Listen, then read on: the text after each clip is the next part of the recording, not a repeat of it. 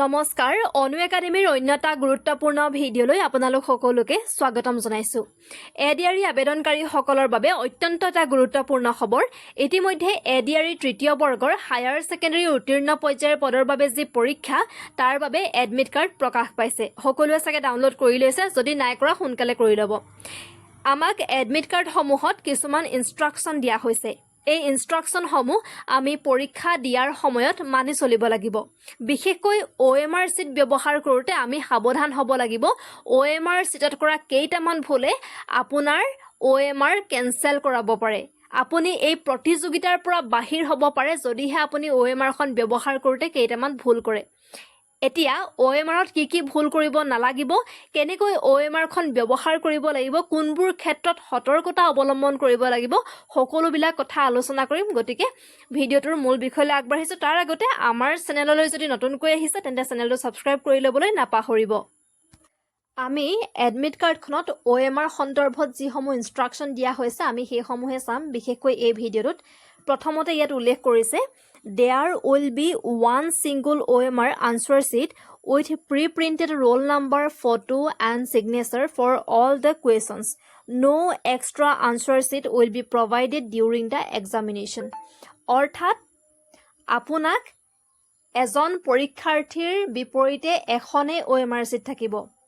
আপুনি যদি সেই OMR চিটখন যদি আপুনি ভুল কৰি দিয়ে তেতিয়া আপোনাৰ সেই OMRখন কেনচেল হৈ যাব। আপোনাক তাৰ বিনিময়ত আপোনাক বেলেগ এখন অতিৰিক্তকৈ OMR দি নিদিয়েহি।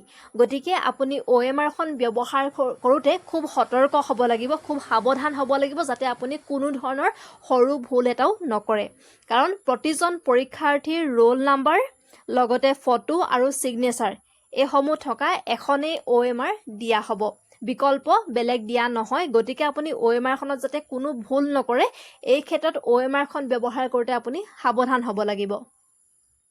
লগতে ইয়াত উল্লেখ কৰিছে before starting use of the OMR answer sheet candidate has to ensure that the sheet belongs to him her only. যিহেতু OMRখনত আপোনাৰ ৰোল নাম্বাৰ থাকিব, আপোনাৰ ফটো থাকিব, আপোনাৰ ছিগনেচাৰ থাকিব। গতিকে আপুনি OMRখন ব্যৱহাৰ কৰাৰ আগতে এই তিনিটা বস্তু শুদ্ধকৈ আছে নাই, সঠিককৈ আছে নাই আপুনি এবাৰ পৰীক্ষা কৰি ল'ব। আপোনাৰ ছিগনেচাৰটো সঠিককৈ আছে নাই, আপোনাৰ ৰোল নাম্বাৰটো সঠিককৈ আছে নাই, বা আপোনাৰ ফটোখনে আছে নাই OMRখনত আপুনি এবাৰ পৰীক্ষা কৰি ল'ব ব্যৱহাৰ কৰাৰ আগতে।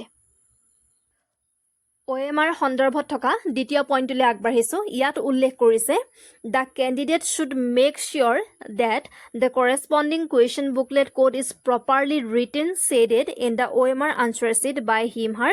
For example, if the candidate gets question booklet code A, then she should fill up A in the box provided in the OMR answer sheet and also say the circle A in the OMR answer sheet. অৰ্থাৎ যেতিয়া আপোনালোকক question বুকলেটসমূহ দিয়া থাকিব তাত code থাকে A, B, C, D এইদৰে কোডসমূহ দিয়া থাকে। এত যিদৰে প্ৰশ্নসমূহ সজোৱা হয় ঠিক সেইদৰে বিত নাথাকিব, বিত যেনেকৈ থাকিব চিট নাথাকিব, চিট যেনেকৈ থাকিব ডিত নাথাকিব, সকলোতে প্ৰশ্নবিলাক খেলি মেলি কৰি থাকে। এত কুৱেশ্যন বুকলেট এত যদি জিকে 1 নম্বৰ প্ৰশ্নটো যদি ধৰক ভাৰতৰ ৰাজধানী কি আছে এই প্ৰশ্নটো যদি সুধিছে 1 নম্বৰত, হয়তো বিত সেইটো 50 নম্বৰ সুধিব, চিট হয়তো 25 নম্বৰ সুধিব, এইদৰে খেলি মেলি কৰি থাকে। গতিকে আপোনালোকে OMRত যেতিয়া কুৱেশ্যন বুকলেট কোডটো লিখিবলৈ দিব এনেকৈ A, B, C, D এইদৰে থাকিব নহয় গোল গোল কৰি। আপুনি যদি কুৱেশ্যন বুকলেট A পায় আপুনি এটোতে সম্পূৰ্ণৰূপে ফিল কৰি দিব লাগিব। এইখিনিতে আপুনি যদি ভুল কৰি দিয়ে তেতিয়া আপোনাৰ সম্পূৰ্ণ OMRখন পৰীক্ষণ কৰোঁতে ভুল হৈ যাব।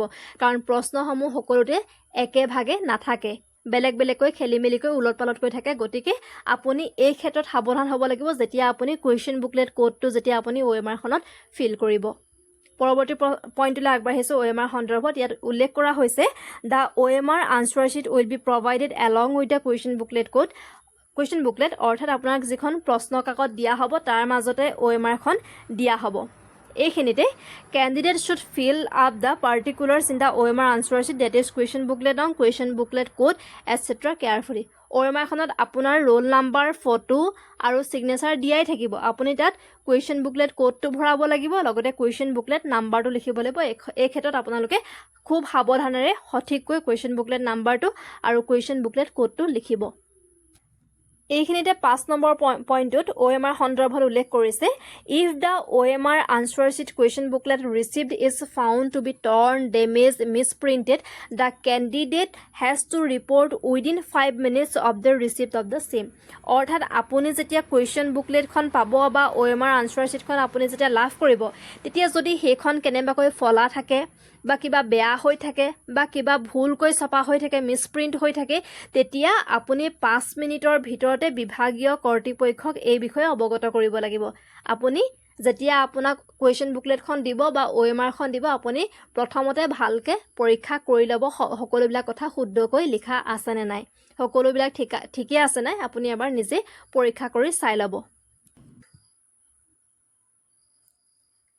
12 নম্বৰ পইণ্টত OMR সন্দৰ্ভত উল্লেখ কৰিছে read the question carefully before marking the right answer in the appropriate circle bubble of the OMR answer sheet as a wrong answer and multiple answer against one question will attract negative marks অৰ্থাৎ আপুনি যেতিয়া OMRখনত আনচাৰসমূহ mark কৰিবলৈ যাব আপুনি খুব সাৱধান হ'ব লাগিব আপুনি প্ৰশ্নটো ভালদৰে পঢ়ি ল'ব আপুনি লৰালৰিকৈ গৈ বোলে অপশ্যন এটো হ'ব লাগিছিলে আপুনি বিতহে মাৰ্ক কৰি দিলে আকৌ পিছত আপুনি চিন্তা কৰিলে যে বিটো নহয় এটো হ'ব লাগিছিলে আকৌ বিটো কাটি আপুনি এটোত মাৰ্ক কৰিলে যেতিয়া আপুনি এটাতকৈ অধিক অপশ্যনত মাৰ্ক কৰিব সি আপোনাক নিগেটিভ মাৰ্কিং দিব ইয়াত উল্লেখ কৰি দিছে আপুনি ঋণাত্মক নম্বৰহে লাভ কৰিব মই চেম্পল হিচাপে OMR এখনত দেখুৱাই দিছোঁ বোলে 10 নম্বৰ প্ৰশ্নটো আপুনি প্ৰথমতে এটোত মাৰ্ক কৰিলে তাৰপিছতে যে আপুনি চিন্তা কৰিলে যে এটো নহয় বিটো হ'ব লাগিছিলে আকৌ আপুনি বিটোত মাৰ্ক কৰিলে যেতিয়া আপুনি এনেকুৱা কৰিবলৈ যাব ই আপোনাক নিগেটিভ মাৰ্কিংহে দিব আপুনি ঋণাত্মক নম্বৰ লাভ কৰিব এইখিনিতে OMR ব্যৱহাৰ কৰোঁতে আৰু সাৱধান হ'ব লাগে আপুনি ধৰি লওক 12 নম্বৰ প্ৰশ্নটো যেতিয়া আপুনি এনেকৈ যদি কৰে মাজৰ ডখৰ যদি এৰি থৈ আহে আকৌ বোলে আপুনি মাজৰকণ কৰিলে কিনাৰৰ ডখৰ এৰি থৈ আহিলে আকৌ আপুনি বোলে বেছি ডাঙৰকৈ কৰি দিলে যেতিয়া আপুনি এনেকুৱা ৰূপত কৰিব এইটো আপোনাৰ OMRত মাৰ্ক কৰা এটা ভুল ৰূপ এনেকৈ কৰিলে আপোনাৰ ভুল হ'ব শুদ্ধ ৰূপটো হৈছে আপুনি যেতিয়া OMRখনত মাৰ্ক কৰিব আপুনি সম্পূৰ্ণৰূপে চাৰ্কলটো ভৰ্তি কৰি দিবলৈ চাব এইদৰে মই ইয়াত দেখুৱাবলৈ জানিবা অকমান অসুবিধা হৈছে আপুনি সম্পূৰ্ণৰূপে যেটো সাৰ্কেল দিয়া থাকে তাৰ ভিতৰটো ভৰ্তি কৰি দিবলৈ চাব খালি ঠাই নাৰাখিব আৰু বেছি বেকা বেকি নকৰিব আৰু মাজত খালি কৰি নাৰাখিব এনেকৈ অকমান কৰি পিনি বা বেকা বেকিকে কৰি থৈ নাহিব ইয়াতে উল্লেখ কৰি দিছে যে only one circle bubble either A B C or D is to be darkened completely for each answer on the OMR answer sheet এটা প্ৰশ্নৰ বিপৰীতে আপুনি মাত্ৰ এটা যেটো ঘুৰণিয়াকৈ দিয়া থাকিব এটা সাৰ্কুলহে আপুনি ভৰ্তি কৰিব লাগিব আপুনি এটাতকৈ অধিক যদি কৰি দিয়ে আপোনাৰ হেতু কেনসেল হৈ নাযায় আপোনাৰ